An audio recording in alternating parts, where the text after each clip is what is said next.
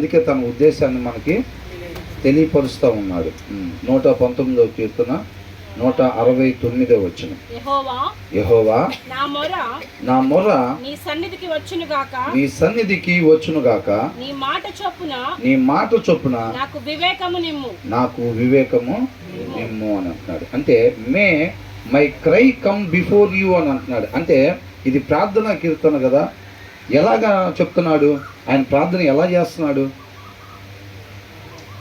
My cry come before you అని అంటున్నాడు. Cry అంటే ఏడవటం, ఏడ్చుకుంటా కీర్తనకారుడు ప్రార్థన చేస్తున్నాడు. దేనికోసం? ఇల్లు కోసమా?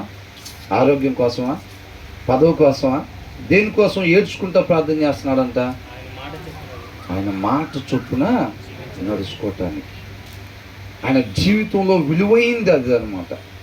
అంతకన్నా విలువైంది నా జీవితంలో ఇంకొకటి లేదు. కాబట్టి ఏడ్చుకుంటూ ప్రార్థన చేస్తున్నాడంట.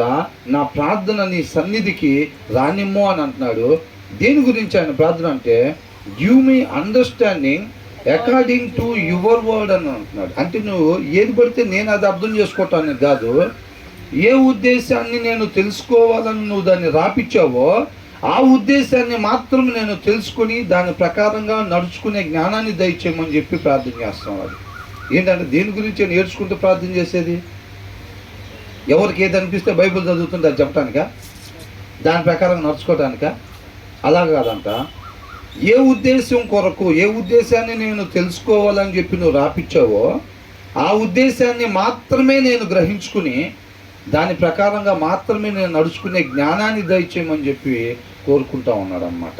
చూసారండి కీర్తనకారుడు ఎంత క్లారిటీగా ఉన్నాడు. అసలు ఎవరు ఏది చెప్తే అది, అంటే మనం బైబిల్ చదవకుండా అక్కడ ఇక్కడ కోటాలు పెడితే అక్కడెక్కడ సెమినార్స్ పెడితే వెళ్ళిపోయి ఏది చెప్తే దాన్ని తెచ్చుకుందాం అనుకుంటున్నాడా? అలా కాదంట. ఎందు నిమిత్తం రాయబడిందో అది దానిని మాత్రమే నేను పొందుకోవాలి, దాని ప్రకారంగా మాత్రమే నేను నడుచుకోవాలి, అది మాత్రమే నన్ను తండ్రి దగ్గరికి చేర్చిద్ది అనే జ్ఞానం అన్న. ఆ జ్ఞానాన్ని నాకు దయచేయి ప్రభు అంటారు. నీ ఆలోచనని ఎరిగి మాత్రమే నేను నడుచుకునే జ్ఞానాన్ని దయచేయి. ఒకవేళ ఆయన పిల్లల గురించి ప్రార్థన చేస్తే ఎలా చేస్తాడు? అదే రీతికి ప్రార్థన చేస్తాడా లేదా? అవునా? పిల్లలు కూడా బైబిల్ చదువుకునేటప్పుడు తండ్రి ఖచ్చితంగా అదే ప్రార్థన దయచేస్తాడు. ప్రభువా, ఏ ఉద్దేశం కొరకు దాన్ని రాయించేవో వాళ్ళు చదివేదాన్ని, ఆ ఉద్దేశాన్ని మాత్రమే వాళ్ళు గ్రహించుకుని ఆ మాటకు విధేయత చూపించే కృపని దయచేయమని. పిల్లలు బైబిల్ తీసుకోగానే తల్లిదండ్రులు చేయాల్సిన ప్రార్థన. అప్పుడు మనం ఈ రూమ్లో ఉండి వాళ్ళు ఆ రూమ్లో కూర్చొని చదువుతున్నా సరే చక్కగా వాళ్ళకి కావాల్సిన సారాంశాన్ని, వాళ్ళని బ్రతికించే సారాంశాన్ని వాళ్ళు పొందుకుంటారు. వాక్యం చదివేటప్పుడు అంట దానికి సంబంధించిన భయం మనలో కలిగిద్దంట. అందుకనే చదవమంటారు.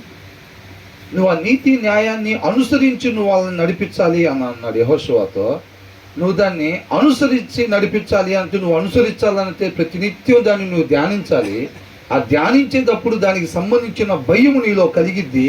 అప్పుడు దానికి సంబంధించిన విధేయత నీకు వచ్చిందని అంటాడు. అంటే ఆ మాటకి లోబడి నడుచుకునే భయం నీలో కలగాలి అని అంటే నువ్వు దాన్ని చదవాలి అని అంటున్నాడు. అర్థమవుతుందండి? ఆ విధేయత మనలో కలగాలి, ఆ భయం మనలో కలగాలి. అది దేవుని మాట అనేది మనకి కలగాలి అని అంటే దాన్ని చదువుతూ ఉండాలంట. చదివే కొద్దిగా ఆ భయం మనలో తయారవుతూ ఉండిద్దంట. అప్పుడు మనం ఆ మాటను మీరి వేరొక రకంగా మన ఇష్టాన్ని నెరవేర్చుకునేవారుగా మనం ఉండం. ఆ దానికి కావలసిన భయం మనలో కలిగిద్ది అనమాట. ఆ భయం తయారవలేదు అనుకోండి, మనం ఏం చేస్తాం? దేవుడు ఒక రకంగా చెప్తుంటే మనం ఇంకొక రకంగా ముందుకి కొనసాగుతూ ఉంటాం. అవునా కదా? కాబట్టి మనందరిలో కూడా ఆ భయం తయారవ్వాలి. మనకి ఆ భయం తయారవ్వాలంటే ఎలాగంట? చదవటం ద్వారా. వాక్యాన్ని చదివేటప్పుడు అంట ఆ భయం కలిగింది. దేవుడుగా మనకి తెలుస్తూ ఉంటాడు అన్నమాట. ఆ గుణ లక్షణాలు ఏంటి, ఎలా ఉంటాడు, ఆయనతో వ్యవహారం అంటే ఎట్లా, ఆయనతో సహవాసం అంటే ఎట్లా, ఆయనతో నడవటం అంటే ఎట్లా, ఇవన్నీ కూడా మనకి దాన్ని ధ్యానిస్తూ ఉంటే తెలుస్తూ ఉంటాయి అన్నమాట. దాన్ని ధ్యానించేటప్పుడు ఆయన్ని వెతకటం అంటది. మనంగా ఆయన అంతా వెతకాలంటే వెతికి కనుక్కోవాలి. మనం అనుకున్నాం కదా, ఒక గుడ్డతను ఈ టేబుల్ని ఇదేంటి తెలుసుకోవాలని అంటే ఎలా తెలుసుకుంటాడు? తమిళనాడు తెలుసుకుంటాడు. మనం దేవుణ్ణి అలా తెలుసుకోవాలి. బైబిల్లో రాస్తుంది అది. మనం తవిలాడతాం అంటే ఏంటి? చదువుతాం. మనం చదువుతాం, దాన్ని చదువుతూ ఉండాలన్నమాట. నువ్వు ఎప్పుడైతే నువ్వు దాన్ని చదువుతున్నావు, ఏముంది దీంట్లో, ఏ ఉద్దేశంతో రాశారు ఇది, దీని నుంచి నేను ఏం నేర్చుకోవాలని ఒక ధ్యాస నువ్వు పెట్టి చదివేటప్పుడు నువ్వు ఇట్లాగా ఆయన్ని తడుగుతున్నట్టు అనమాట, తడుగుతున్నట్టు ఆయన. అర్థమవుతుందండి? ఎంత ఇష్టపడతాడో దేవుడు. దానికి సంబంధించిన భయం మనకి జయాన్ని కలిగించింది అనమాట. అర్థమవుతుందండి? దానికోసం చదవ. ఇక ఎన్ని లైట్లు పెట్టినా దీని ముందు ఆ లైట్లు ఏమి పనిచేయవు అసలు. యేసుక్రీస్తు వారి ముందు కూడా పవర్ఫుల్ లైట్లు తీసుకొచ్చి పెట్టుంటాడు. ఎందుకంటే ఆయన పవర్ఫుల్ పర్సన్ కాబట్టి. అలా తప్పాగేస్తే పనిచేయదు. మన దగ్గర ఉన్న స్ట్రాంగ్ లైట్లు తీసుకొచ్చి పెట్టాలని పెట్టాడు. పనిచేసినాయా? పనిచేయదు. ఆ వాక్యానికి ఉన్న శక్తి నిన్న నేడు ఏకరీతిగా ఉండేవాడు కాబట్టి మన ముందు కూడా ఎలాంటి లైట్లు పెట్టినా సరే పనిచేయవు. ఎప్పుడు? నిత్యం ఆ వాక్యం మన హృదయంలో ఉన్నప్పుడు. లేకపోతే పెద్ద లైట్లతో పనా? చిన్న లైట్లు పెడితే చాలు, పల్టీలు కొడతాం అక్కడే. అవునా కదా? అయిపోయింది మన పని. కాబట్టి ఎంతటి వాళ్ళైనా, నేను బాప్టిజం తీసుకుని 2 సంవత్సరాలు అవుతుంది కదా, ఇన్ని అధ్యాయాలు నేను చదివాను కదా, ఇంత సీనియర్ని కదా, నేను అసలు వాక్యం చెప్పేవాడిని కదా, నేను పాటలు పాడేవాడిని కదా, నేను ప్రార్థన నడిపించేవాడిని కదా, నేను అంతసేటికి బైబిల్ చదవాల్సిన పని ఏం లేదులే. హృదయానుసారుడు కూడా అట్లా అనుకున్నాడేమో. దేవుని మాత్రం సమృద్ధిగా పెట్టుకోలేదేమో. ఏమైంది కోటపైకి ఎక్కినప్పుడు? అవునా? అది మోషే ఇంటి మొత్తంలో నమ్మకస్తుడు. నేను కూడా చదవాలి వాక్యం. ఆ భయం లేకపోతే ఏమైంది? మాట్లాడమంటే కర్ర తీసుకొని కొట్టాడు. అది ఎందుకు రాపించారు? 25 సంవత్సరాలు కావచ్చు నువ్వు బాప్తిసం తీసుకొని, వాక్యమే నువ్వు చెప్తా ఉండొచ్చు, ప్రార్థన నువ్వు నడిపిస్తూ ఉండొచ్చు కాక, అయినా సరే చదవకపోతే, వ్యక్తిగత సహవాసం దేవునితో పాటు లేకపోతే మాత్రం ఖచ్చితంగా పడిపోతావు. డౌటే లేదు దాంట్లో. మన ఆత్మను రక్షించే వాళ్ళం కదా. ఇప్పుడు 150 మందిని రక్షించాం కదా, మనం కూడా చదవాలా? 15,000 మందిని నడిపించినా సరే మనం కూడా చదవాలి. ఎప్పటి వరకు చదవాలి? ఈ చిన్న బుక్ ఎప్పటి వరకు చదవాలంట? అంతం వరకు చదువుతూ ఉండాలి దీన్ని. అర్థమవుతుందండి? వర్ణించడానికి జీవితాలు సరిపోదు. దీన్ని ఎన్ని పాటలు రాశారండి ఇప్పటికి వీటి మీద? రాశారా లేదా? ఇంకెన్ని రాయొచ్చు? అనంతం రాయొచ్చు. అవునా? అనంతం ఇంకా రాయొచ్చు అన్నమాట. రాజ్య స్థాపన జరిగేంత వరకు పాటలు వస్తూనే ఉంటాయి. అప్పుడు వరకు స్తుతులు చెల్లిస్తే సరిపోయిద్దా? కంప్లీట్ అయిద్దా? ఆయన మన కోసం చేసిన దానికి మన జీవిత కాలం మనం స్తుతులు చెల్లించినా సరే ఒక మూల మీద కూడా వచ్చేది. అలాంటి ఆయన్ని మనం వర్షిప్ చేయటానికి, ఆయన పేరు పలకటానికి ఆయన మనకి ఇచ్చిన కృప. ఎలాంటి వాళ్ళం? వైరస్ పట్టున్న వాళ్ళం. ఎలాంటి భాగ్యాన్ని ఇస్తున్నాడు? ఆయనతో పాటు యుగాలు పెట్టుకోవాలనుకుంటున్నాడు. అవునా? కాబట్టి కొంతకాలం ఉండిపోయే మట్టి అంటే బంగారం, డబ్బు, ఆరోగ్యం, పేరు, పలుకుబడి, కుటుంబ, కొంతకాలం ఉండిపోయే ఈ మట్టిని దాచుకోవటానికి, పోగు చేసుకోవటానికి మనం ప్రయత్నం చేయకూడదు. దాంతో పోలిస్తే ఈ లోకంలో ఏది కూడా పోల్చడానికి కూడా లేదు కనీసం. కాబట్టి వీటి కోసం మనం పాకులాడకుండా ఆయన కృపను బట్టి మనకిచ్చిన క్షణం ఎందు నిమిత్తం ఇచ్చాడో దాని కొరకు మాత్రమే ఉపయోగించేవారుగా ఉండాలన్నమాట. అర్థమవుతుందండి? టైం అయిపోయేటప్పుడు అక్కడ ఇక్కడ పెయిన్స్ వచ్చినప్పుడు అమ్మ ఇంకా అస్సలు ఒక్కసారి అవకాశం ఇస్తే ఇప్పుడే స్టార్ట్ చేస్తా, ఎప్పటికప్పుడే. అవునా? ఎప్పటికప్పుడే మనం అట్లా అనుకోకూడదు. ఆ క్లోజింగ్ పడేటప్పుడు అసలు ఏం చేయలేకపోయాను, అసలు కళ్ళమ్మటి నీళ్ళు కలుగుతూ ఉంటాయి అటు ఇటు. మంచాల మీదకి ఎక్కిన తర్వాత, ఎక్కడ మంచం? ఐసీయూలో, జనరల్ వార్డులో మంచాల మీదకి ఎక్కిన తర్వాత ఎవరేం మాట్లాడరు, వీళ్ళు మాట్లాడరు, నీళ్ళు మాత్రం కారుతూనే ఉంటాయి. ఎందుకు? ఆ నీళ్ళు కాచాల్సిన టైంలో కాల్స్తే మనం బ్రతుకుతాం. అది ఆయన చిత్తాన్ని నెరవేరుస్తాం. ఒక్కసారే వచ్చే అవకాశం. అవునా? కాబట్టి ఈయన ఏడ్చుకుంటా పెద్ద దానికి ఏడ్చేది ఏముంది? శుక్రవారం, బుధవారం, ఆదివారం మనకి సమృద్ధిగానే వచ్చిందిగా. ఆదివారం 2 పూటల, శుక్రవారం, బుధవారం ఆయన మాట మన దగ్గరికి వద్దన్నా పంపిస్తాడుగా. దానికి ఏడ్చి అడగాల ఏంటి అనేది అనిపించవచ్చు. కానీ ఇక్కడ ఏమంటున్నాడు? My cry come before you lord, give me understanding according to your word, May my supplication come before you అని అంటున్నాడు. ఏంటంట? నా విన్నపము ఆ, నీ సన్నిధిని చేరనిమ్ము. అంటే నా ప్రార్థన అంతా నీ సన్నిధికి చేరనిమ్ము అంటున్నాడు. అంటే ఎవరి ప్రార్థన ఆయన సన్నిధికి చేరిద్ది? అసలు నీతిమంతుల ప్రార్థన ఆయన సన్నిధికి చేరిద్ది. నా ప్రార్థన నీ సన్నిధికి చేరనిమ్ము అని అంటున్నాడంటే ఈయన దేవుణ్ణి అడుగుతున్నాడు. ఏమడుగుతున్నాడు? నీతిమంతునిగా నన్ను ఉంచు అని అంటున్నాడు. నీతిమంతుడు అంటే ఎవరు? వాక్యాన్ని అనుసరించేవాడు, ఉండాల్సిన రీతిగా మాత్రమే ఉండేవాడు. వాక్యాన్ని అనుసరించడం అంటే ఏమీ లేదండి. ఉండాల్సిన రీతిగా ఒక మనిషి ఏ రీతిగా మాత్రమే ఉండాలో ఆ రీతిగా ఉండటాన్నే వాక్యాన్ని అనుసరించడం అంటున్నారు. నీతిమంతుడు అని అంటున్నారు. స్పెషల్గా ఏం లేదు దీంట్లో. ఒక మనిషి ఏ రీతిగా ఉండాలో ఆ రీతిగా ఉండమని చెప్తున్నారు. అదే వాక్యం చెప్పేది. అవునా? కాబట్టి ఏమంటున్నాడు? నా ప్రార్థన నీ సన్నిధికి రానిమ్ము. ఆయన ప్రార్థన ఈయన సన్నిధికి రావాలి అని అంటే ఆయన ఫస్ట్ ఆఫ్ ఆల్ ఆయన నీతిమంతుడుగా ఉండాలి. అది దేవుణ్ణి కోరుకుంటున్నాడు అని అంటే ఆయన నీతిమంతుడిగా. సిలువ మీద రెండో దొంగ ఏమనుకున్నాడు? ఇక మీదట వద్దు ఇలాగా నా ఇష్టానుసారంగా, ఇక మీదట నేను వాక్యానుసారంగా నీ ఇష్టానుసారం, నా సృష్టికర్త నువ్వు కాబట్టి నా పట్ల నీకే ఉద్దేశం ఉందో దాని కొరకు మాత్రమే నేను జీవించాలని ఇష్టపడుతున్నాను. నీ రాజ్యంతో వచ్చినప్పుడు నన్ను జ్ఞాపకం చేసుకోమని అంటున్నాడంటే ఏంటి దాని ఉద్దేశం? మనం బాప్తిసం తీసుకునే ముందు తీర్మానం తీసుకుంటాం కదా, నా ఇష్టం కొరకు కాకుండా ప్రభువా నా సృష్టికర్త నువ్వు కాబట్టి నా పట్ల నీకు ఉద్దేశం ఏదైతే ఉందో ఆ ఉద్దేశం కొరకు మాత్రమే నేను ఇంకా జీవించాలి. అదే బాప్తిస తీర్మానం. ఆ తీర్మానం సిలువ మీద రెండో దొంగ తీసుకున్నాడు కాబట్టి ఆయన దేవుని రాజ్యంలోకి చేర్చబడ్డాడు. అవునా కదా? కాబట్టి అది అంటున్నాడు అనమాట. ఈయన అంటున్నాడు నన్ను నీతిమంతునిగా ఉంచు. ఎలా పడితే అలా ఉందాం అనుకుంటున్నాడా? బాగా డబ్బు సంపాదించి అదానిలాగా అమ్మానిలాగా ఉందాం అనుకుంటున్నాడా? లేదా సినిమా లాగా అందంగా ఉందాం అనుకుంటున్నాడా? ఎలా ఉందాం అనుకుంటున్నాడు? నీతిమంతునిగా. అసలు ఈ లోకంలో ఉండి వీళ్ళకి ఇట్లాంటి ఒక పవర్ఫుల్ కలిగిన చూపు ఎలా ఉంటుందో రాజ్యం వైపు అసలు. అవునా? మనకు కూడా అలాగా విజన్ అలా కనపడుతుందా పర్ఫెక్ట్గా? అబ్రహాం అంట పునాదులు కలిగిన పట్టణం వైపే చూస్తూ ఉన్నాడంట బ్రతికినంతగా. మనకు కూడా అంత పిక్చర్ క్లారిటీ ఉందా? దేవుని రాజ్యం వైపు మధ్యలో ఎన్ని లైట్లు వెలుగుతున్నా నాకు ఏమీ కనపడవు. అర్జున ఏం కనపడుతుందని అంటారు చూసారా ఈ లోకంలో? ఏమంటారు? ఏం కనపడుతుంది? చెట్టు కనపడుతుందా అంటే కనపడట్లేదు అంటారు.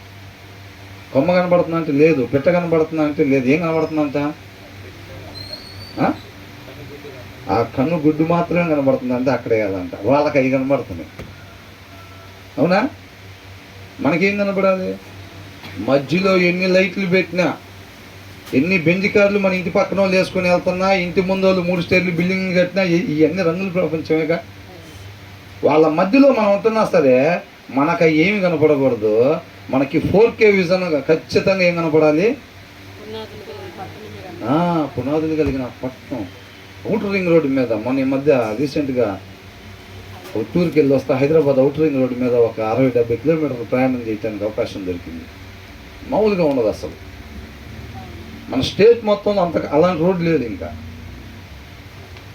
అలాంటి రోడ్డు అది. అంత చక్కగా పెద్ద రోడ్డు అనమాట. ఈ మన ముందున్న రోడ్డుకి కనీసం ఒక 15 గంటలు ఉంటుంది ఒక రోడ్డు వెళ్ళడానికి. మళ్ళీ వచ్చేటప్పుడు కూడా అంత ఉంటుంది అలాంటి రోడ్డు. అలాగా మనకి ఎన్ని రంగులు పెట్టినా సరే మనకు ఆ విజన్ అలా కనపడుతుందా? గురి అలాగుందా? ఎన్ని ఎర్రలేసినా సరే ఏం లేదు. పిక్చర్ క్లారిటీ ఒకటే మార్గం మనకు కనపడుతుందా? అది అంటున్నాడు. ఏమంటున్నాడు? నా ప్రార్థన నీ సన్నిధికి చేరనిమ్ము. ఏమిచ్చాడు ఆయన మాట? నిత్య జీవాన్ని ఇస్తానని చెప్పి మాట ఇచ్చావు కదా. ఈయన ఒకటే గురి, ఈయనకి ఒకటే గురి. గురి వద్దకే పరిగెడతా ఉన్నాడు కీర్తనకారుడు. ఏంటి ఆయన గురి? పోగొట్టుకున్న స్థితిని మరలా పొందుకోవాలంటే. ఒకసారి జరిగింది పొరపాటు, ఇక జీవితం ఎప్పుడు కూడా పొరపాటు జరగకూడదు అని దానికి కావాల్సిన జాగ్రత్త, భయం ఎనీ టైం ఒంట్లో పెట్టుకొని ఉంటున్నాడు అనమాట. అంటున్నాడు నువ్వు ఇచ్చేవు కదా ప్రభు మాట.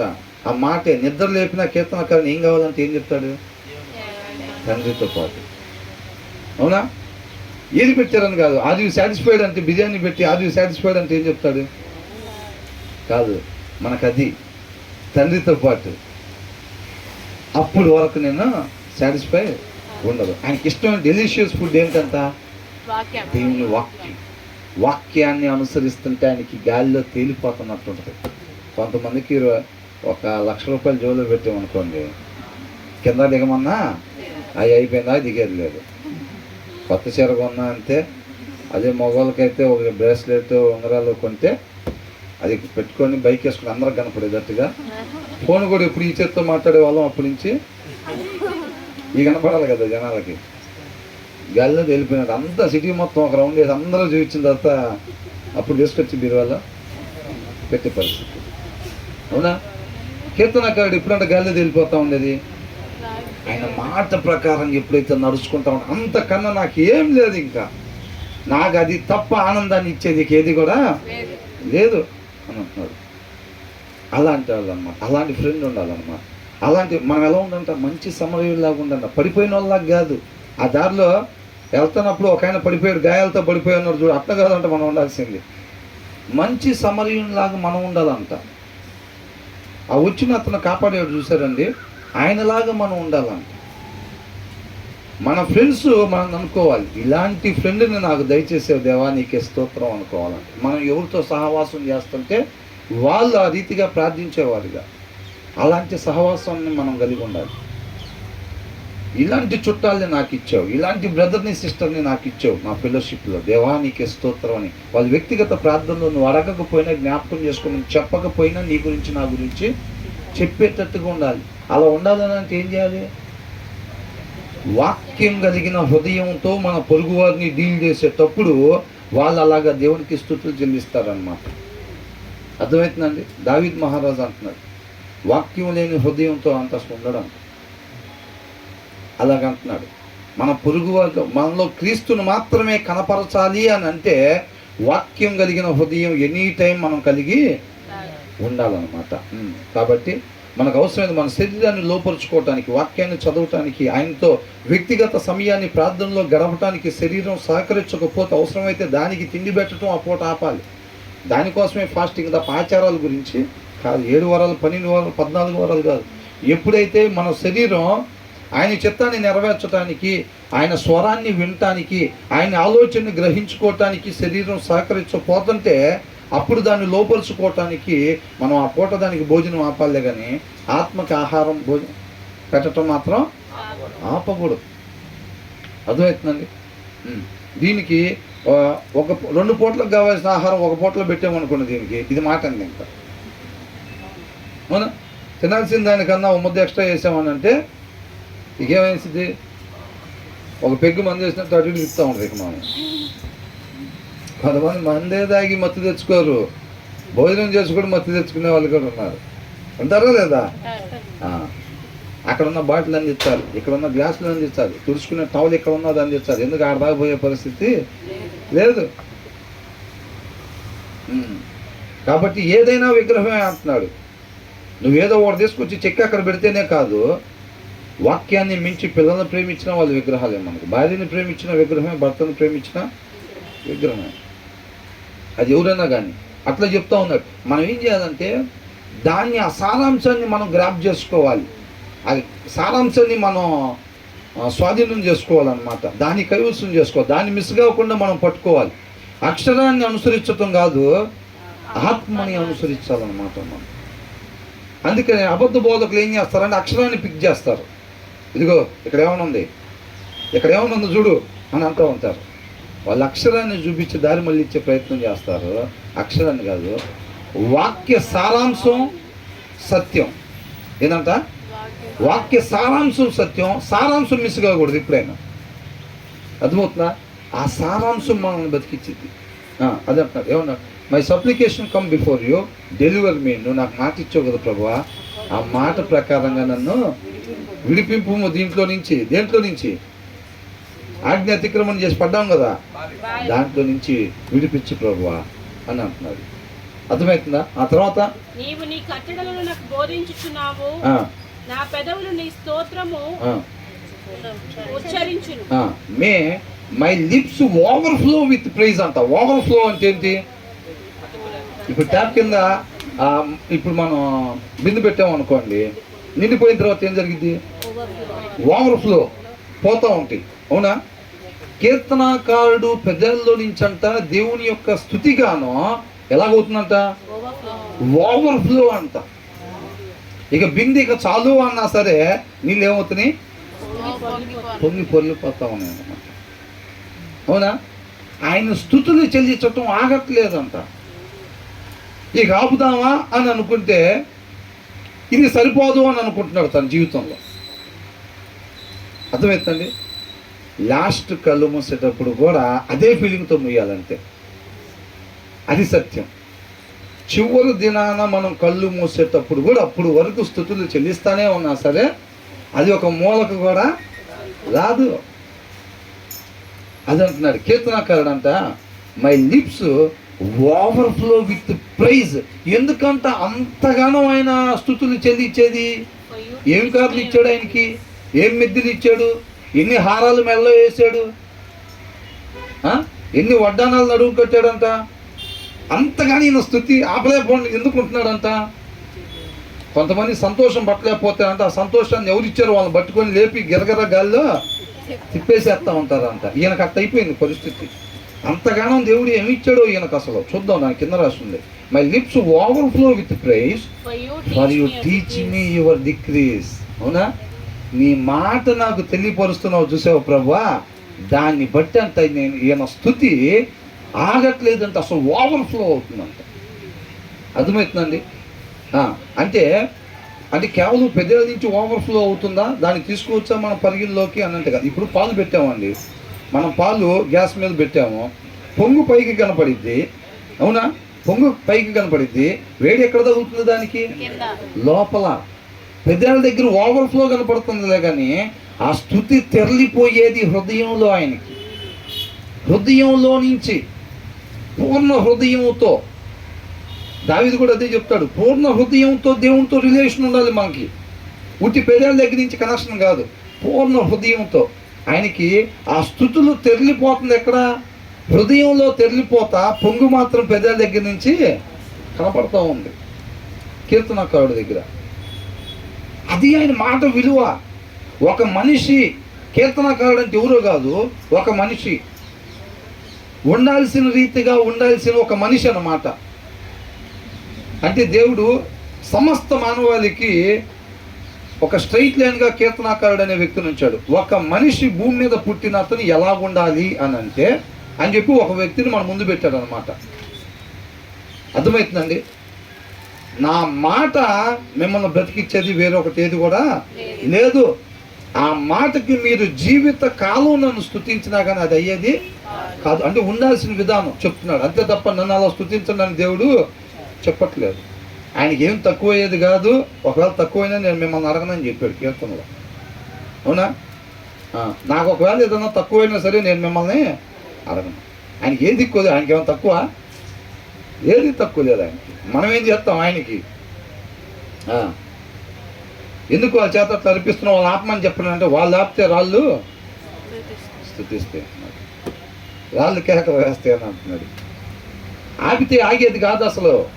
ఆ స్థుతులు సమస్త సృష్టి ఆయన్ని ప్రేజ్ చేయాల్సిందే, అయినా తక్కువే. అలాంటి వాడు, వర్ణించలేనివాడు. ఇదిగో నా మాట అంతే. మనమేమో ఏదంట రోజు చెప్పే వాక్యమేగా. వాక్యం మా ఇంట్లోనే ఉంటుందిగా, 4-5 ఉన్నాయి. ఏంటి? బైబిల్లో. దాంట్లో జీవం ఎప్పుడు వచ్చిందో తెలుసా? నువ్వు ఆ మాటని చదివినప్పుడు జీవం వచ్చింది. ఏంటి ఏమంటారు? అల్లావుద్దీన్ అద్భుతం మీద అంటారు కదా, ఆ మోద్దీయంగా ఏమైందంట? ఆ మోద్దీయంగానే పొగలాగా ఇట్లా వచ్చింది కదా.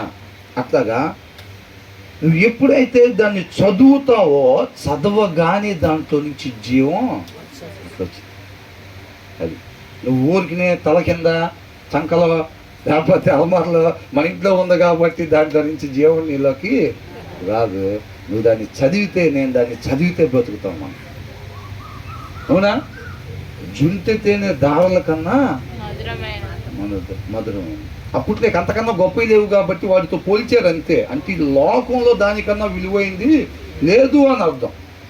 పోలిక అట్లా పెట్టారు. వెండి బంగారాల కన్నా నీ కొంతమంది పోల్చారు, జుంటితేనే దారాల కన్నా అంటే ఈ లోకంలో సమస్తం కన్నా ఇది విలువైంది, దీంతో పోల్చదగింది కూడా ఇంకొకటి లేదు అని అంటున్నాడు అనమాట. అలాంటి my lips overflow with praise. ఎందుకని అంటే you teach me your decrees అన్నంత. నీ వాక్యాన్ని, నీ మాటని నాకు తెలుపుతున్నావు చూసావా, నీ ఉద్దేశాన్ని నాకు తెలుపుతున్నావు కదా. ఊరికనే పుట్టి చదివిపెట్టాడని కొంతమంది అనుకుంటాడు.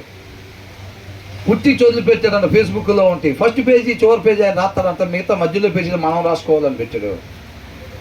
ఏంటంట, ఆయన పుట్టిస్తాడు, తీసుకునే డేట్ ఆయన దగ్గరే ఉంటుంది, కాదంటలేదు. మధ్యలో పేజీలు మనమే రాసుకోవాలంట. మనం రాసుకోవాలా? మనం రాసుకునేది ఆయన ఉద్దేశాన్ని తెలియపోవచ్చు. ఆయన మాట్లాడకపోతే సౌలు పరిస్థితి బోన్లో పడ్డ ఎలకలాగా అయిపోయింది. సౌలు పరిస్థితి ఏమైంది? నేను యుద్ధానికి వెళ్ళాలా వద్దా, నేనేం చేయాలి అసలు ఇప్పుడు?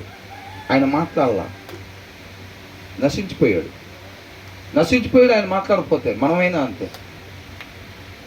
అందుకని పాటలో నాతో నీవు మాట్లాడినచో నే బ్రతికేదను ప్రభు. అవునా? ఆయన మాట్లాడకపోతే అయిపోయినట్టే మన పని. ఇప్పుడు వరకు మనం సజీవులుగా ఆత్మీయంగా ఉన్నాము అంటే కేవలం ఆయన మాటే, కేవలం ఆయన మాటే. పిల్లలకి ఎట్లాగైతే ఎమ్మడబడి గోరుముద్దలు పెట్టినట్టుగా శుక్రవారం పిలిచి, బుధవారం పిలిచి, ఆదివారం పిలిచి, లేకపోతే ఇంటి దగ్గర కుటుంబ ప్రార్థనకి పిలిచి ఎక్కడో ఒక దగ్గర మనకి ఇంత ముద్దు పెడుతున్నాడు కాబట్టే, అవునా, ఇంత ముద్ద మనకి పెడుతున్నాడు కాబట్టే మనం ఈ రీతిగా బతుకున్నాం. కానీ లేకపోతే మనం ఆత్మీయతను కాపాడుకునేది క్షణం చాలు కలిసిపోవటానికి లోకంలో. అవునా కదా? కేవలం ఆయన కృప.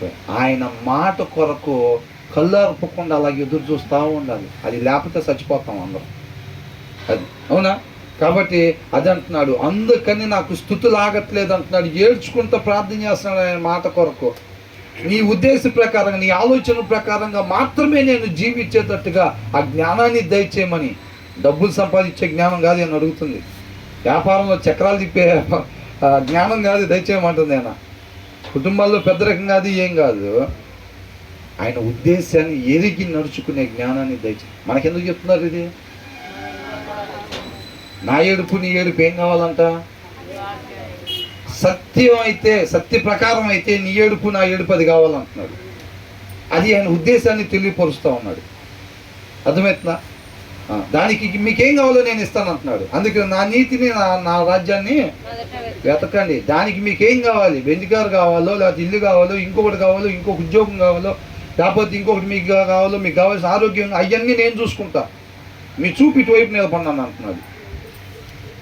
అర్థమవుతుందా? దానికి అవసరం లేనిది మీరు అడిగినా 7 వారాలు ఉపవాసాలు ఉన్నా, 14 వారాలు ఉపవాసం ఉన్నా నేను. ఎందుకంటే అది ఇచ్చారంటే మీరు పాడైపోతారు, లైన్ దిగిపోతారు, అది మీకు నష్టాన్ని చేకూర్చుద్ది అని అన్నాడు. పౌలు గారు ప్రార్థన చేశాడు అంటే ఆయన సరిగ్గా లేడా? సరిగ్గా లేక ప్రార్థన చేశాడా? అందుకని వినలేదా దేవుడు? ఆయన సరిగ్గానే ఉన్నాడు. సరిగ్గా ప్రార్థన చేసినా సరే అది ఉండని, అది ఉంటేనే నా ఉద్దేశ ప్రకారంగా నువ్వు నడుచుకుంటావు అని అన్నాడు. నా కృప నీకు చాలును. అది తీసేసానంటే దారి తప్పిపోతావు నువ్వు. అది ఉండని. కొంతమందికి బీపీ ఉందని బాధపడుతున్నారేమో, షుగర్ ఉందని బాధపడుతున్నారేమో, థైరాయిడ్ ఉందని బాధపడుతున్నారేమో, అది ఉండని అంటున్నాడు. అది నీకు మేలు అని అంటున్నాడు. ఏంటంట? అది మేలు. అది ఉంటేనే నువ్వు నా ఉద్దేశాన్ని ఎరిగి నడుచుకుంటావు. అది నేనే ఉంచా అని అంటాడు. దానికి మనం ఏం చేయాలి? స్తోత్రం చెల్లించాలా? ఏంది ప్రభావం ఇదని అలా స్తోత్రం చెల్లించాలంటే. అవునా? ఏదైనా కానీ అది. తర్వాత ఏమంటున్నాడు? My tongue sing of your word అని అంట. ఈయన స్తుతిగానం చేస్తాడంట. పాటలు కొత్తగా పెళ్లి చేయగానే ఏం చేస్తారు? ఫస్ట్ అమ్మటే హనీమూన్ టికెట్లు బుక్ చేసుకుంటారు. అవునా? వెళ్ళిపోయి ఇంకిద్దరు కలిసి బీచ్లో చక్కగా పాటలు పాడుకుంటా. అంటే మీకు ఎవరికి తెలియదు అవన్నీ? బ్రదర్ చాలా తేడా ఉన్నాడు ఇది అసలు. అట్లా కదా. ఇప్పుడు ఇక్కడ ఏమనుంది? My tongue sing of your word అని. అందుకని పాటల్లో ఏది పడితే అది పెడతానికి వీల్లేదు. దేవుని వాక్యమే దాంట్లో కూడా ఉండాలి. ఒక చక్కటి పాట వింటే ఒక మంచి మెసేజ్ ఉన్నట్టుగా ఉండాలి. అర్థమవుతుందండి? ఒక వాక్యం ఒక గంట సేపు కూర్చొని ఒక వాక్యం వింటే, లేకపోతే ఒక సెమినార్లో ఒక మంచి సబ్జెక్ట్ వింటే ఎలా ఉంటుందో, మనకు ఒక పాట విన్నప్పుడు ఆ ఫీల్ కలగాలన్నమాట. ఆ ఆత్మ కదలిక అలా జరగాలి, ఆత్మకు ఆహారం పాట అలా అందించాలి. విధానాలు అంతే. ఒకటేమో వాక్యం చెప్పేది తీరు అనమాట, ఒకటి పాట రూపంలో ఉండే తీరు. ఏదైనా సరే వాక్యాన్ని, ఇప్పుడు దీంట్లో కూడా అయ్యేగా ఉంది, అవునా? కొన్ని ఏమో వ్యక్తుల ద్వారా దేవుడు మాట్లాడుతున్నాడు, కొన్ని పోయిట్స్ ద్వారా, కొన్ని పోయిమ్స్ ద్వారా దేవుడు మనతో మాట్లాడుతున్నాడు అనమాట. విధానంలో మార్పులే కానీ ఆయన మాటలు మన హృదయం మీద రాసేదే డెస్టినేషన్. దాని గమ్యం ఏంటంట? ఆ చెప్పే ఉపదేశం అయినా, పాడే పాట అయినా దాని గురేంటి? ఆ వినే వాళ్ళ హృదయంలో ఆయన మాట రాయబడాలి. కాబట్టి నువ్వు పాటలో ఏది పెడితే అది పెడతాను కుదరదు. దేవుని వాక్యమే ఉండాలి. ఆ పాటలో పల్లవులు కానీ వచనాలు కానీ ఏదైనా దేవుని వాక్యమే ఉండాలి. అది వినేవారి హృదయంలో అవి ముద్రపడతా ఉండాలి, జిరాక్స్. అవునా? ముద్రపడతా ఉండాలి. ఇప్పుడు కొన్ని ప్రింటింగ్ ఉంటాయి, ఎలాగా? ఇలా పెట్టేసి ఇలా రుద్దేసి దాన్ని తీసేయం కదా, ఆ ప్రింటింగ్ అక్కడ పడిపోయింది. నీ పాట విన్న వాళ్ళు, నా వాక్యం విన్న వాళ్ళు అలా ఉండాలి అంతే. అలా హృదయంలో అలా ప్రింట్ పడాలి వచనాలు, ఆ మాటలు. వాళ్ళు బ్రతుకుతారు, ఆ పాట వల్ల బ్రతుకుతారు, ఆ ఉపదేశం వల్ల బ్రతుకుతారు. అవునా కదా? అట్లా అంటున్నాడు. ఏంటంట? ఈయన పాటలంతా ఈయన నోట్లో నుంచి పాటల రూపంలో వెళ్తాయి. ఏంటంటే అయ్యి దేవుడి మాటలు. అవునా? మనం ఏదన్నా కొన్నామంటే దాన్ని పట్టుకొని మొత్తం తిప్పుతూ ఉంటాం. ఈయనకు విలువైంది దొరికింది, దాన్ని అంతా ఈయన పాడుకుంటా తిరుగుతున్నాడంట చక్కగా. అవునా కదా? అది my tongue sing of your word for all your commands are righteous. ఈయన ఆనందం ఏంటి? దేవుడి మాటలు ఎలా ఉంటాయి అంట? నీతిగా ఉంటాయి అంట. ఏంటంట? For all your commands are righteous. అంటే నీతిగా, ఉండాల్సిన రీతిగా, నేను ఏ రీతిగా మాత్రమే ఉండాలో దాన్ని తెలియపరిచే నీ మాట అంతా ఈయన నోట స్తుతి గానంగా ఉచ్చరింపజేస్తూ ఉన్నాడు అన్నమాట. అర్థమవుతుందండి? కీర్తనకాడి జీవితంలో ఎలా ఉన్నాడో చూడండి. లోకానికి ఉప్పుగా, లోకానికి వెలుగుగా కీర్తనకాడు నడుచుకుంటూ ఉన్నాడు. ఈయన ఎక్కడికి వెళ్తే అక్కడ ఎవరు కనపడుతున్నారు? కీర్తనకారుల్లో ఉండే గుణలక్షణాలు ఎవరిలో ఉండేవి? క్రీస్తులో ఉండేవి. అవునా కదా? అందుకనే యేసుక్రీస్తు వారు కొత్త నిబంధనలో వచ్చింది కాదు, ఆది నుండి దేవుని వాక్యం ఉన్నది. అవునా కదా? ఆది నుండి దేవుని వాక్యం ఉన్నది అన్నమాట. అంటే లేఖనాలు ఎక్కడ ఉందండి? తీయండి. అక్షరాలు ఎక్కడ ఉంది? అక్షరాల్లో కాదు, వాక్య సారాంశం, సత్యం సారాంశంలో నుంచి తీసుకోవాలి. ఆది యందు వాక్యం ఉన్నది. వాక్యం అంటే ఎవరు? యేసుక్రీస్తు. అంతే. వాక్యం తండ్రి మాట, తండ్రి వాక్కు, అది యేసుక్రీస్తుకున్న పేరు. అది ఆది యందు వాక్యం ఉండెను అని అంటున్నాడు. స్టార్టింగ్లో ఇన్ ద బిగినింగ్ ఏముందంట? Word of God. అది దేవుని మాట ఉందన్నమాట. మనిషిని ఊరికినే దేవుని మాట లేకుండా సృష్టించేలా ఎట్టబడతాడు జీవించడానికి. ఫస్టే దేవుని వాక్యం ఉంది, దేవుని మాట ఉంది, తర్వాత మనిషిని సృష్టించాడు. కాబట్టే మీరు చావుకుండా ఉండటకు ఇది మీరు తినకుండా ఉండటం మేలు అన్నాడు. అది వాక్యం. చెప్పడా లేదా? మనిషిని పుట్టి వదిలిపెట్టేలా దేవుడి ఉద్దేశాన్ని తెలియపరచటం. మనిషి ఈ రీతిగా ఉండు, ఈ రీతిగా ఉండబాక అని పలకటం దేవుని వాక్యం. ఉండాల్సిన రీతిని తెలియపరచటం దేవుని వాక్యం. నువ్వు చావకుండా ఉండటానికి అది తినకుండా ఉండటం మేలు అనేది దేవుని వాక్యం వాళ్ళకి చెప్పాడు. వాళ్ళు ఏం చేశారు? తిన్నారు. విధేయత చూపించాలి. అవునా కదా? స్టార్టింగ్ నుంచి వాక్యం ఉంది. కాబట్టి ఏమంటున్నాడు ఈయనంత? ఆయన మాటలు ప్రతి ఒక్కటి ఎలాంటి అంత? న్యాయములు. అవి ఉండాల్సిన రీతిని మాత్రమే తెలియపరిచేవి. అప్పుడప్పుడు తప్పులు అవుతూ ఉంటాయా? అప్పుడప్పుడు. అసలు ఎప్పుడు తప్పులు బావాయి. అక్కడ తప్పు అనేది ఉండదు. మనకు అర్థం చేసుకోవటంలో తేడా తప్ప అక్కడ తప్పు అనేది ఉండదు, అంతే. అది అట్లాగంటున్నాడు. అందుకని ఆయనంతా దాన్ని పాటగా పాడకుండా ఉండలేకపోతున్నాడు. మాటల్లో చెప్పలేనప్పుడు ఏం చేస్తారంటే చెప్తాను, పాటలు చెప్తారు. నేను నీకు మాటల్లో చెప్పలేను అని చెప్పి వెంబటే స్టార్ట్ చేస్తారు. ఏంటంట? పాట. చాలామంది అందుకని ప్రపోజ్ చేసేటప్పుడు ఎక్కువగా ఒక పాట రూపంలో పెడతా ఉంటారు. అవునా కదా? అసలు మిగతా దానికి ఎక్కడన్నా అవ్వరు. ఏదన్నా లోకంలో ఎగ్జాంపుల్ ఒకటి తీసేయమంటే ఇంకా స్టార్సే, షైనింగ్ స్టార్స్ లాగా అయిపోతారు అన్నారు.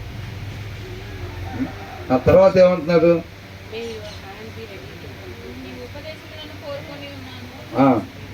Your hand be ready to help మీ అంట. దేవుని హస్తం అంట కీర్తనకారుడికి సహాయం చేయడానికి రెడీగా ఉందంట. అసలు దేవుడు చెయ్యి రెడీగా ఉందంటే ఆయన చేతిలో పట్టంది ఏమన్నా ఉందా? ఐఫిల్ టవర్ ఆయన చేతిలో పట్టిద్దా లేదా? పట్టిద్ది. అవునా? ఆయన నోటి వాక్కు కలుగునుగాక అంటే కలిగి, దాని చేతితో కూడా ఇచ్చే పని ఏం లేదు. కలుగునుగాక అంటే కలిగింది. సమస్త సృష్టి ఆయన చేయి పెట్టే పని లేదు, కలుగునుగాక అంటాడు అంతే. మరి అలాంటిదంట కీర్తనకారుడికి అంట దేవుని చెయ్యి అంట రెడీగా ఉందంట సహాయం చేయటానికి. మనకు కావాలో వద్దా సహాయం? ఆయన చెయ్యి కావాలో వద్దా? కావాలి. మొన్న ఒక పాట పాడారు. కొద్దిగా నాకు ఆ పాట విన్నప్పుడు కొంచెం ఏందో తెలియని ఇరిటేషన్ ఉంటుంది. అంటే నేను సరిగ్గా అర్థం చేసుకోవట్లేదేమో నాకు తెలియదు, కానీ నిన్నే పాడారు మొన్న శుక్రవారం. అద్భుతం చేయుమయా నా జీవితంలో. అసలు అద్భుతం గురించి మనం అడిగేది ఏంది? అవునా? అద్భుతాల గురించి, ఆశ్చర్యకార్యాల గురించి దేవుడి దగ్గరికి రావద్దు అని ఉంది. ఆయనగా తెలుసుకోవాలి. కాబట్టి ప్రతి పాట దేవుడు అనే పదం పెట్టగానే పక్కన దాన్ని నేర్చేసుకుని ఏమంటే మనం పాడకూడదు, అట్లా పాడకూడదు.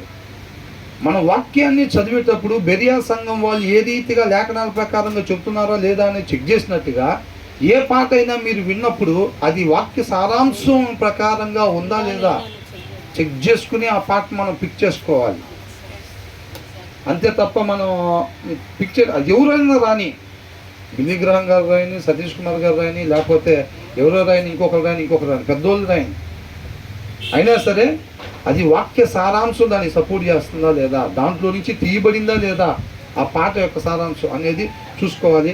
అది అలా లేదు అంటే దాని జోలి మనం పోకూడదు, ఎవరన్నా రాయని కాక. అంతే తప్ప ట్యూన్ బాగుంది బ్రదర్, వచనాలు దాంట్లో మ్యాచ్ కావట్లేదులే కానీ ట్యూన్ అదిరిపోయింది. ఆ ట్యూన్ ఏంటంటే ఒక తెలియని ఫీలింగ్లోకి వెళ్ళిపోతాం మనం. ట్యూన్ అదిరిపోయినా తీసుకోవటానికి లేదు. అవునా? వాక్యానికి వాక్య సారాంశానికి వ్యతిరేకంగా ఉన్న వచనాలకి ట్యూన్ ఎవరు జతపరుస్తారు? అప్పుడు అపవాది జతపరుస్తాడు చక్కగా మనల్ని బొట్లో పడేయటానికి. యేసయ్యని పడగొడటానికి ఏం తీసుకుని వచ్చాడు? సాతాను గారు వాక్యాన్ని తీసుకుని వచ్చాడు. లేఖనాల్లో ఎట్లుంది కదా, నువ్వు దూకితే దేవదూతలు పట్టుకుంటారు ఏందంట. అవునా? డూప్లికేట్ వాక్యం తీసుకుని వచ్చాడు మోసుకొని. 3 ఆయుధాలు, బలమైన ఆయుధాలు ఆయన దగ్గర ఉన్నాయి, తెచ్చుకున్నాడు. 3 తెచ్చుకొని వేస్తే తుస్సుమని అవి. అవునా? అవి మన దగ్గర వేసినా అంతే అనాలి. అదే వాక్యం కదా, కల్తీ వాక్యం అని వచ్చిద్దా మన దగ్గరికి? నిన్న నేడు ఏకరీతిగా ఉండే దేవుడు పవర్ ఏమైనా తగ్గిపోయిందా? అప్పట్లో వాక్యానికి అంత పవర్ ఉంది బ్రదర్. ఇప్పుడు ఏందో మరి అసలు సరిగ్గా అట్లా ఉంటుందా? మనలో భావాలు సరిగ్గా రిసీవింగ్ లేదు, నేల సరిగ్గా లేదు, నేల సరిగ్గా దున్నబడి లేదు. అందుకే విత్తనం సరిగ్గా పనిచేయదు. విత్తనంలో ప్రాబ్లం కాదు, నిన్న నేడు ఏకరీతిగా ఉండేది వాక్యం నేల. యేసయ్య ఆ తండ్రి మాట చక్కగా నాటబడేటట్టుగా నేలని ఎనీ టైం ఉంచుకున్నాడు తన హృదయాన్ని. మనం ఏం చేస్తామంటే ఒక్కొక్కసారి దాని మీద దాని మీద అన్ని ఆశపడిపోయి దాన్ని కఠినంగా చేసేసుకొని ఉంటాం. అప్పుడు ఏం చేస్తారు? నా బిడ్డలు వస్తారు రెడీగా అని చెప్పి ఆహారం విలువైన దాన్ని చక్కగా ఈ ప్రదేశంలో ఒక్కొక్కసారి గొంగళ పురుగులు తిరుగుతూ ఉంటాయి, ఒక్కొక్కసారి చిన్న చిన్న పాములు కూడా వస్తూ ఉంటాయి. ఈ ప్రదేశంలో ఆయన విలువైన, ఈ లోకంలో సమస్తం కన్నా విలువైన ఆయన మాట చేత భుజింపజేయటానికి. ఆ రోజు ఇజ్రాయేల్ మన్నా తిన్నారని బాధపడబాకండి, నన్ను తిన్నవాడు ఎప్పుడు ఆకలిగా ఉండను అన్నాడు. అవునా? అది తినిపిస్తున్నాడు మనం తెలిసి. గోరు ముద్దలకు ఏం పెడుతున్నాడు? వాక్యం. దాంతో సమతుల్యం. అనిల్ అంబానీ ఏం తింటాడు? మహా అయితే ఏం తింటాడు? ఎలాన్ మస్క్ ఏం తింటాడు? మనకన్నా ప్రీషియస్ ఫుడ్డా? మనకన్నా ఆర్గానిక్ ఫుడ్డా? ఏమీ కాదు. మనం తినేదాంతో పోల్చదగిన ఆహారం లేదు. ఆ ఆహారం చేత మనకి భుజింపజేస్తాడు. అవునా? మన హృదయం అనే నేల సరిగ్గా పెట్టుకోగలిగితే మనకన్నా జయించే వాళ్ళు లేరు. ఇంకా అది చెప్తున్నాడు. All your commands are righteous. ఆయన మాటలో న్యాయమైనవి.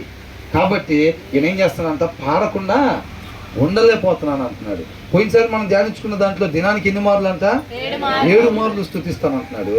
ఇప్పుడు చూస్తే కంటిన్యూగా స్తుతి ఓవర్ఫ్లో అంట. అవునా? ఆయన పాట రూపంలో అంతకన్నా ఏం చేస్తాడు? ఇక ఒక మనిషి అంత న్యాయమైనవి అంట. దేవుని వాక్యం అనేది అంత న్యాయమైంది అంట. పాడకుండా ఉండలేకపోతున్నాను అంటున్నాడు. తర్వాత ఏమంటున్నాడు?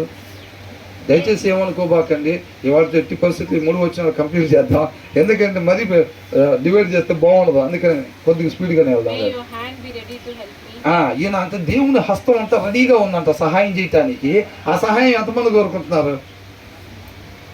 దేవుని సహాయం మాకు కూడా అలా కావాలని సూర్యకి వద్దనుకుంటా కావాలా? 2 చేతులు బిజీగా ఉంటామని ఎత్తలేపోయి ఉంటారు. అట్లయితే అంతరంగాన్ని ఎరిగినాడు కాబట్టి దేవుడు పరిగణలోకి తీసుకుంటాడు ఎత్తినట్టే, అవునా? ఎప్పుడంట? For I have chosen your precepts. ఎప్పుడంట?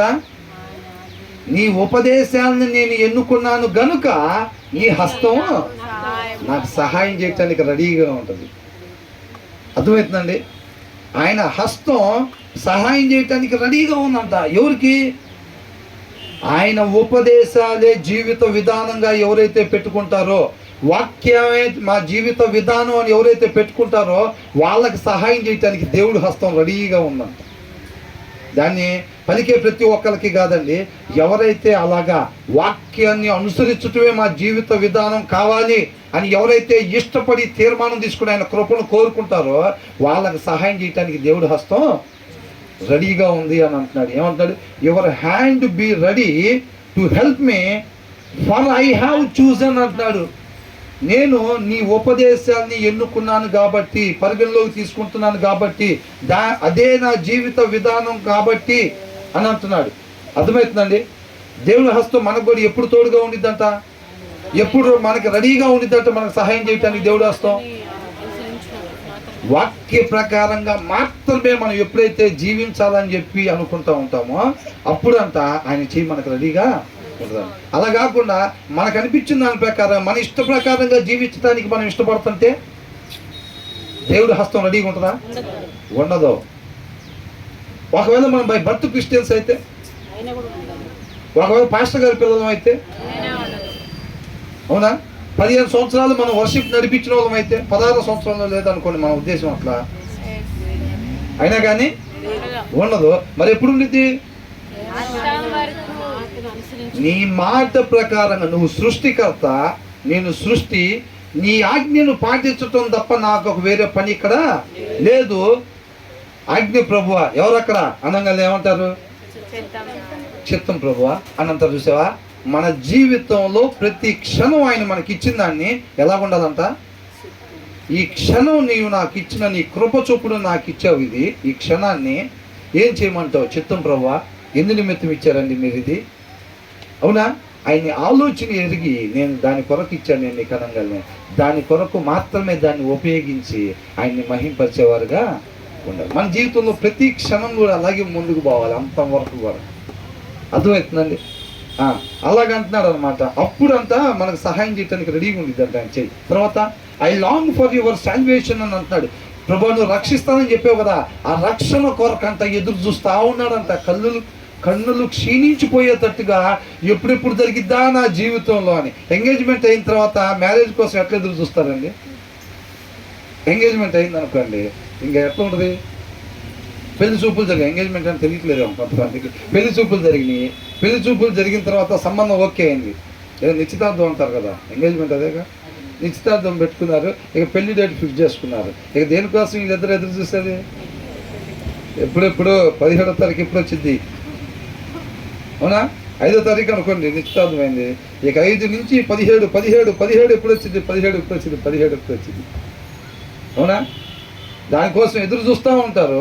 అట్లాగే కీర్తనాకారుడు ఏంటంటే నిరీక్షణ కలిగి దేని వైపు అంట?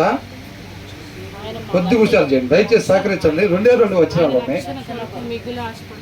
ఎప్పుడెప్పుడు తండ్రి దగ్గరికి చేరుకుంటానా, పోగొట్టుకున్న స్థితిని మరలా పొందుకుంటానా, ఎప్పుడు నిత్య జీవంలోకి అడుగు. నిత్య జీవంలో ఎవరుంటారు? తండ్రి ఉంటాడు. నిత్యము జీవించటమే, తండ్రితో పాటు యుగ యుగాలు ఉండటాన్ని నిత్య జీవం అంటున్నారు. అంతకుముందు పండు తినకముందు ఏం చేసేవాడు? తండ్రి చేతితో పాటు సమయాన్ని గడిపేవాడు. దాన్ని ఇది పోగొట్టుకున్నారు, దాని విలువ తెలియక పోగొట్టుకున్నారు. మరలా ఎప్పుడెప్పుడు అక్కడికి చేరుకుంటాం, అదే మన నిరీక్షణ. మన నిరీక్షణ ఏమైంది? మనం పోయినసారి కూడా ధ్యానించుకున్నాం. మన నిరీక్షణ ఏమైంది? మన గురి ఏమైంది? తండ్రితో పాటు యుగ యుగాలు ఉండాలి. ఎప్పుడెప్పుడు ఉంటామా అదే తపన ఉండాలి మనకంతే. ఎప్పుడు పోతామో అది కాదు. ఎప్పుడు పోతే మనకెందుకు? అవునా, అది మన పనా? ఆయన ఇష్టం, ఆయన తయారు చేశాడు. ఆయన ఎప్పటి వరకు అవసరమైతే అప్పటి వరకు ఇస్తాడు. ఇంతవరకు చాలే కాదు, నువ్వు తల్లితో పాటు యుగాలు ఉండొచ్చు. అవునా? ఇంకొచ్చాయి అని అంటే హ్యాపీగా వెళ్ళిపోవాలి, 2 చేతులు ఇట్లా చాపుకొని వెళ్ళిపోవాలి. ఒక తల్లి కుమారుని పిలిచింది అనుకో, రానా అంటే ఏం చేస్తాడు? వెళ్ళిపోతాడు 2 చేతులు చాపి. మనం అలా వెళ్ళిపోవాలి తండ్రి దగ్గరికి. దానికి సిద్ధమై ఉండాలి. ఎప్పుడు భయపడతాం చావు అంటే మనం అంతటి స్థాయిలో పండలేదనుకో, ఇంకా అంతటి స్థాయిలో మనం సిద్ధపాటు లేవు అనుకో, అప్పుడు భయపడతాం దానికి ఇంకా బలం ఉందా మరణానికని. మరణపు ముళ్ళును ఆయన విడిచాడు. ఎప్పుడైతే ఆయనలాగా తండ్రి మాట ప్రకారంగా మాత్రమే మనం జీవిస్తూ ఉంటామో మరణానికి భయపడం. యేసుక్రీస్తు వారు తెలీదా చంపేస్తారని? ముందు నుంచే చెప్తున్నాడు ఆయన. అయినా సరే అక్కడికి వెళ్ళాడా లేదా? తండ్రి చిత్తమై ఉంది. అది సాధ్యమైతే తీసే ఈ గిన్నె నా నుంచి, ఆయనను నా ఇష్టం కాదు నీ చిత్తమే. నీ చిత్తం నేను అక్కడికి వెళ్ళాలంటే అప్పుడు 33.5 కాదు 30 సంవత్సరాలకి క్లోజింగ్ పడాలనంటే నీ చిత్తమే. 3 సంవత్సరాలకే నేను పుట్టిన తర్వాత క్లోజింగ్ పడటం నీకు చిత్తం అయితే నీ చిత్తమే అంటున్నాడు. మనకెందుకు అది ఎప్పుడు పోతాం అనేది? ఆయన ఇష్టం కదా. అప్పటి వరకు మనం ఎలా ఉండాలంట? కాబట్టి సాల్వేషన్, ఆ రక్షణ కొరకు ఎప్పుడెప్పుడు అని ఎదురు చూస్తున్నాడంట. And your law gives me delight అని అంట. అంటే దేవుని వాక్యం అంట ఈయనలో ఏం కలిగిస్తుందంట?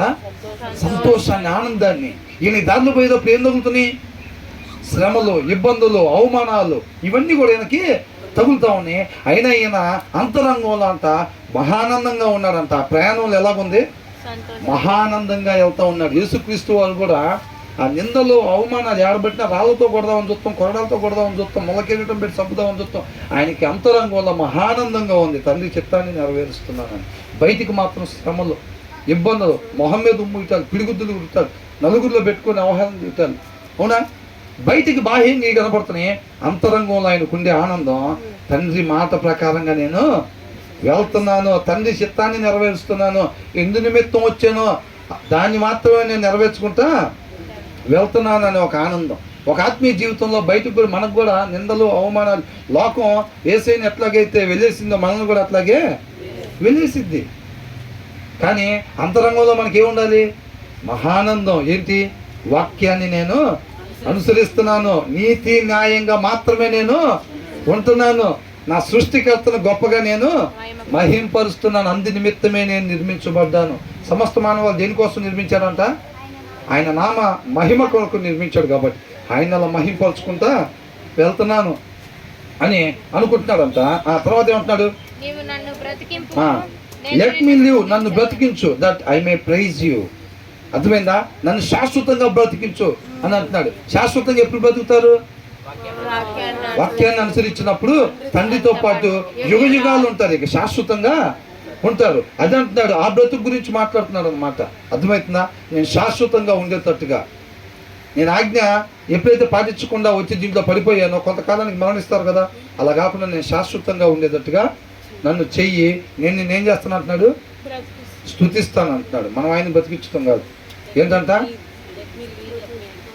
That I may praise you అని అంటున్నాడు. నేను నిన్ను అంతకన్నా ఏం చేస్తాడని మనిషి ఏమైనా చేస్తాడా దేవుడికి? ఇంకా మనం చేయగలిగింది ఏంటంటే చిన్న పని ఏంటంట? స్తుతులు చెల్లించడం. అంతకన్నా మనం ఆయనకి ఇచ్చేది ఏమీ లేదు మన కాడ. హృదయపూర్వకంగా ఆయనకి థ్యాంక్స్ చెప్పటం, స్తుతించటం, ప్రైజ్ చేయటం. మనం హృదయపూర్వకంగా మనం చేసేది అదే. ఆయన కోరుకునేది కూడా అదే. మనం ఇచ్చే విలువైంది అదే. ఇక అంతకుమించి ఏం లేదు. అవునా? కొంతమంది ఏం చేస్తారు? కోటీశ్వరులు అయ్యుండి కూడా ఏది ఇచ్చినా తక్కువే నేను ఈ ప్రేమను తెలపటానికి. అందుకే ఒక గులాబ్ పువ్వు ఏంటంట?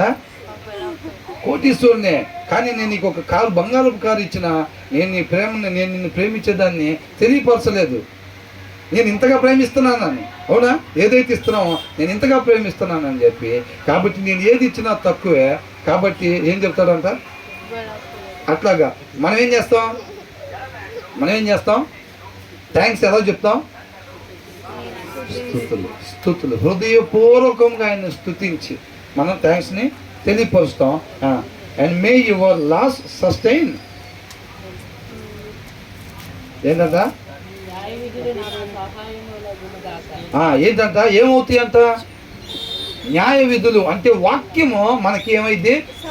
మనం దాంట్లో నుంచి బయటికి రావాలని అంటే ఆయన ఏమంటున్నాడు, బ్రతికిచ్చు, నన్ను శాశ్వతంగా ఉండేటట్టుగా బ్రతికిచ్చు, నేను నీకు స్తుతుల్ని చెల్లిస్తాను.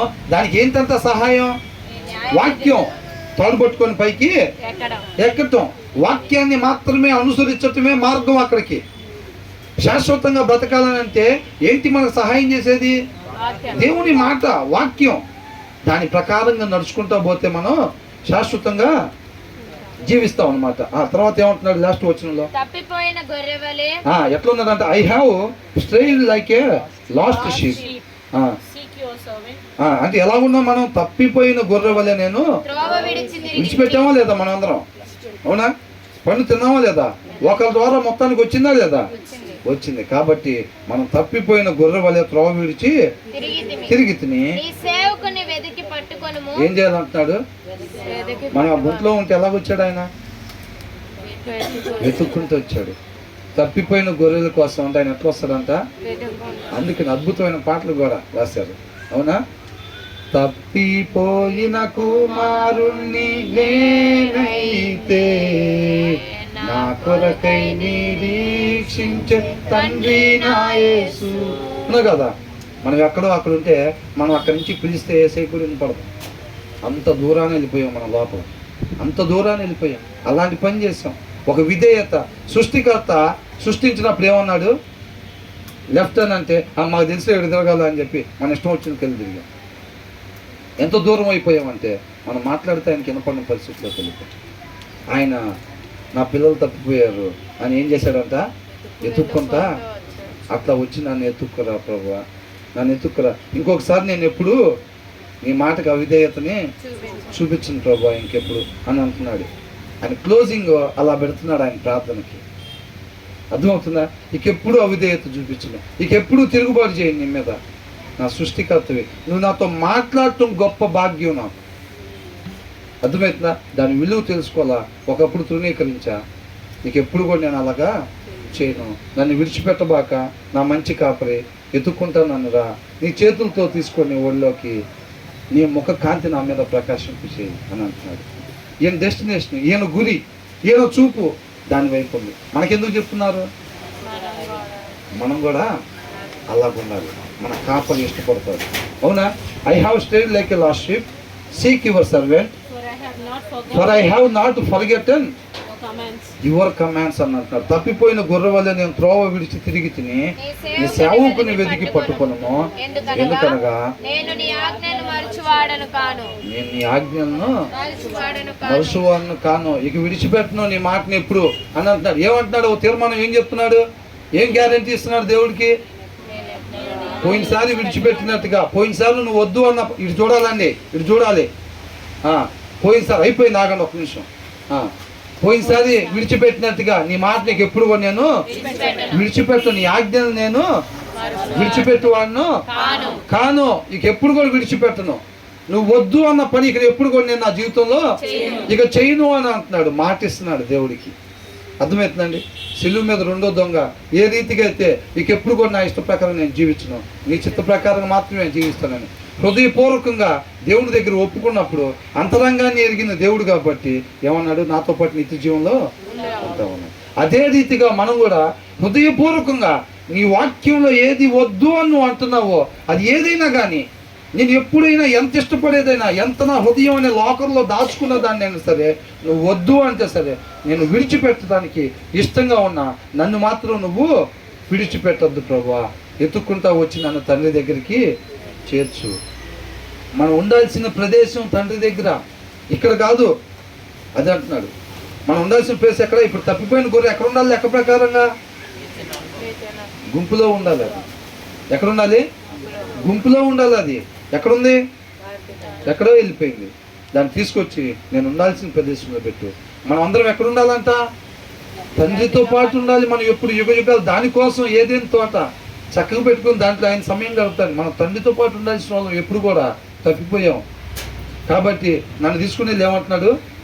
నీ మాట ప్రకారం ఇంత పోయినసారి చేసినట్టుగా చేయను, మమ్మల్ని ఎత్తుక్కుంటూ వచ్చి మమ్మల్ని తీసుకుని వెళ్ళి మేము ఉండాల్సిన ప్రదేశంలో. ఆనందం ఏంటంట? ఉండాల్సిన ప్రదేశంలో. ఎక్కడ మనం ఉండాల్సిన ప్రదేశం? తండ్రితో పాటు యుగ యుగాలు, అవునా? మమ్మల్ని తీసుకెళ్ళి ఉండాల్సిన ప్లేస్లో పెట్టు, విడిచిపెట్టద్దు ప్రభా, ఎదుక్కుంటారా నన్ను, తప్పిపోయి ఉన్నా నేను అని అంటున్నాడు. పోయినసారిలాగా నీ మాటని ఎప్పుడు తిరస్కరించుకో. అబద్ధాలు ఆడొద్దంటే ఆడకుండా ఉంటాను నేను, సీరియల్స్ చూడొద్దంటే చూడకుండా ఉంటాను నేను, ఎదుటివారిని ద్వేషించొద్దంటే ద్వేషించకుండా ఉంటాను నేను, నా ఇష్టాన్ని నెరవేర్చుకోవద్దంటే ఇష్టాన్ని నెరవేర్చుకునేవాడిగా ఉండను ప్రభా. ఎప్పుడు కూడా నువ్వు ఏదైతే చెప్తున్నావో నీ వాక్య ప్రకారంగా దాని ప్రకారంగా మాత్రమే నేను ఉంటా ప్రభా అని అంటున్నాడు. అలా ఎవరైతే హృదయపూర్వకంగా ఇష్టపడి ఆయన ముందు మోకరించి కీర్తనాకారులాగా ఎలా చేస్తున్నాడంటే ప్రార్థన మొదటి వచనంలో ఏమనుంది? ఏడ్చుకుంటా అనమాట. ఆ రోత మొత్తం, ఆ చెత్త మొత్తం ఆ కన్నీటి రూపంలో బయటికి వెళ్ళిపోవాలి. అలాగే ఎవరైతే ఇష్టపడతా ఉన్నారో వాళ్ళందరూ కూడా మోకరిచ్చినట్టయితే నిన్న నేడు ఏకరీతిగా ఉండే దేవుడు,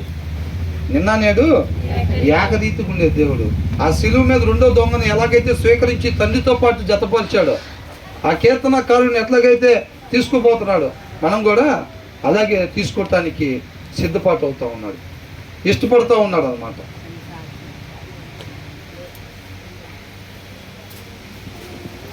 నామకార్థంగా వద్దు. ఇప్పుడు ఇక్కడ మోకరించి మళ్ళీ ఇంటికి వెళ్ళి టీవీ ఛానల్ నొక్కి సీరియల్ చూసే వాళ్ళంగా వద్దు. ఆ ప్రార్థన ఏందో దేవుడు శిలువ మీద మొదటి దొంగ ఏం చెప్పాడు? తీర్మానం తీసుకున్నాడా? తీర్మానం ఏం తీసుకోలేదు. నువ్వు కాపాడుకొని మమ్మల్ని కూడా కాపాడితే మేము వెళ్ళి మిగతా దొంగతనాలు చేసుకుంటాం అన్నట్టు మాట్లాడాడు. అవునా? తీర్మానం లేదు ఆయన జీవితంలో. కాబట్టి మనం కూడా ఇప్పుడు మోకరించి అర్జెంటుగా మేము వెళ్ళి మిగతా అబద్ధాలు ఆడుకోవాలి, ఇప్పుడు మోకరించి మిగతా వాళ్ళ మీద కుళ్ళుకోవాలి, మేము ఇప్పుడు మోకరించి మళ్ళీ మా సొంత ఇష్టాలు ఇంకా కొన్ని ఉన్నాయి అవి నెరవేర్చుకోవాలి, ఇప్పుడు మోకరించి ఇంటికి పోయి టీవీ సీరియల్ చూడాలనే వాళ్ళ మాట దేవుడు ఆలకించడు. వాటిని విడిచిపెట్టి వాక్యం ఏదైతే వద్దు అంటుందో దాన్ని విడిచిపెట్టడానికి హృదయపూర్వకంగా ఇష్టపడితే రెండు చేతులు చాపి కాపాడటానికి రెడీగా ఉన్నాడు. మనం ఉండాల్సిన ప్రదేశంలో తండ్రితో పాటు తీసుకుని వెళ్ళి యుగయుగాలు ఉంచడానికి ఇష్టపడి రెండు చేతులు చాపి ఆహ్వానిస్తూ ఉన్నాడు. దేవునికి మహిమ కలుగును గాక.